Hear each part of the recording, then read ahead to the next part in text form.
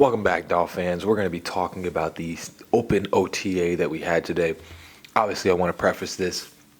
There's no pads. So, it is good and it's also taken with a grain of salt because these are just, underwear Olympics. This is not really a thing.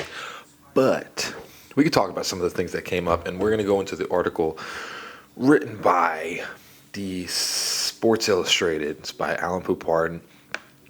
We'll talk about a couple things, basically what I've been hearing, about Jalen Conyers and kind of, personally, I have an opinion on Jaylen Wright and what's happening and the way that this offensive line is looking right now. It kind of looks pretty decent, knocking on wood, hoping, praying to God that they can stay healthy. The way that it's looking right now it does not look bad. It looks like we're going to finally have a decent gelled offensive line, but we'll talk about the highlights. We're going to get into it. So basically, we have obviously Tua Tagovailoa. I know people are either going to hate this or love this, but it was raining.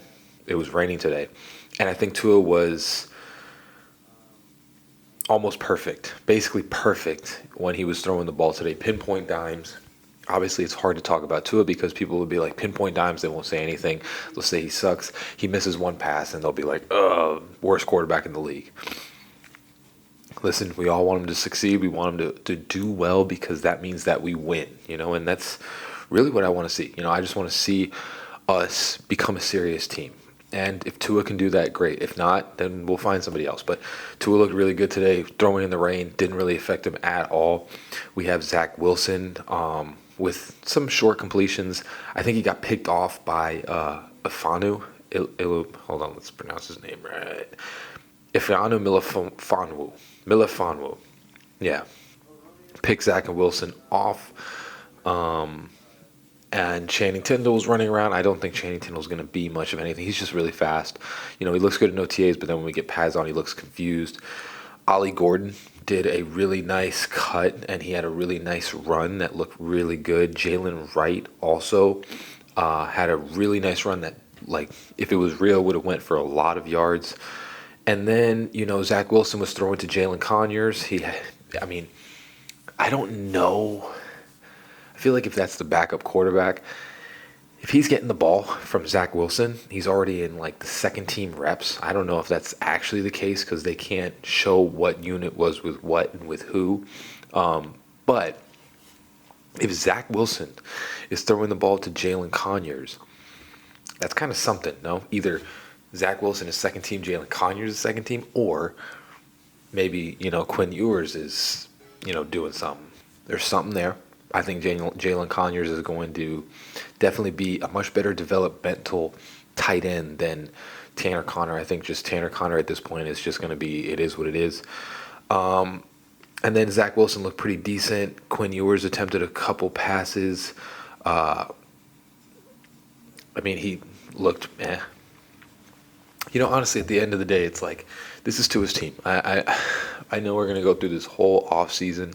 I think it's just because people want to create content. So, saying Tua's going to get traded right now, or saying Quinn Ewers is going to take over the spot, I guess it gets clicks. So that's probably why a lot of people put that out there. But at the end of the day, some of the guys look great. I'd say the takeaways from this were obviously Zach Wilson was starting to get better at completing his passes. Tua looked great. And Jaylen Wright had a really nice run. Now, I want to preface this because obviously we're in OTAs. It's a little different.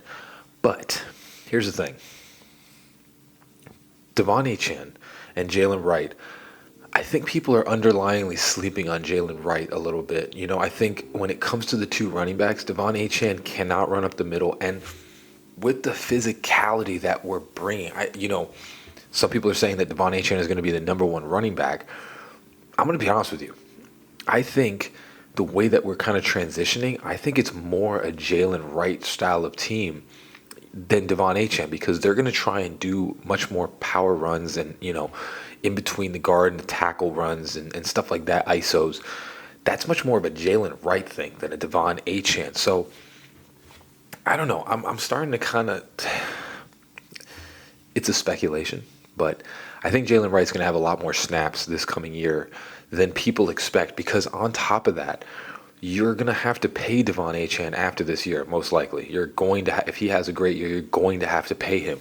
So you need to see what you have in Jaylen Wright and Ollie Gordon.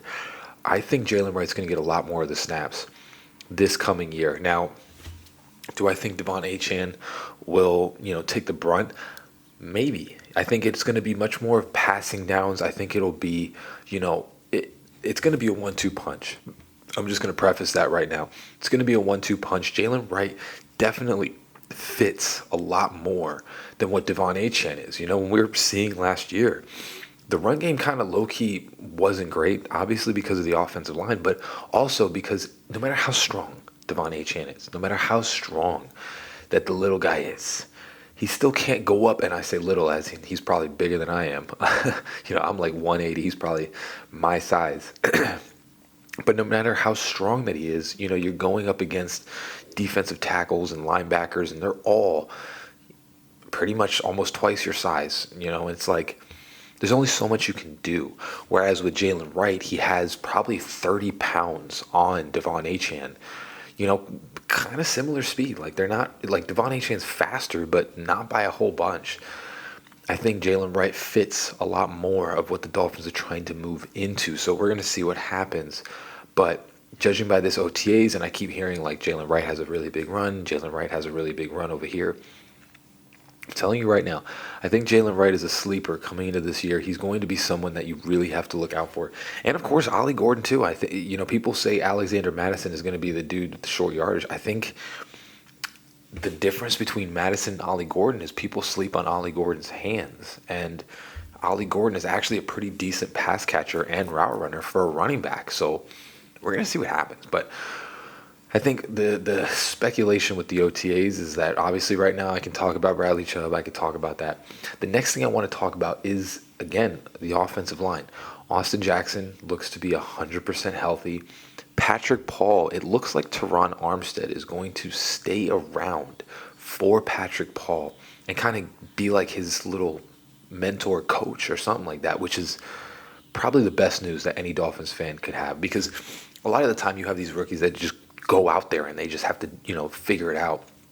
Sometimes they don't, sometimes they do. When you have Teron Armstead in your corner and it's looking like he's just going to be like kind of, I don't really know what you call it, like an assistant coach that's not an assistant coach, and he's just going to be coaching, Patrick Paul and Austin Jackson most likely. It's not like Austin Jackson's just, a veteran now. He's been in the league for a little bit, but, Teron Armstead's still going to be the guy, kind of like taking care of these guys. Having him continually learning from Teron Armstead is going to be so key coming into the season because, again, Patrick Paul has the intangibles. Like, Patrick Paul is like 6'7", 320 pounds. Like, he's a humongous dude. He has all the intangibles. And on top of that, it's not Tua's blind side. So Tua moves around very well. So it's going to be easier to be on that side. Having Teron Armstead in his ear all the time, telling him, different moves, what he did wrong, what he did right, teaching him. I think this type of Dolphins regime is much more into excelling the players that you've drafted and giving them good coaching. And that's what I think is really happening. And especially in OTAs, like I said, it looks like really taking the offensive line seriously. Of course, could we use a little more depth? Yes.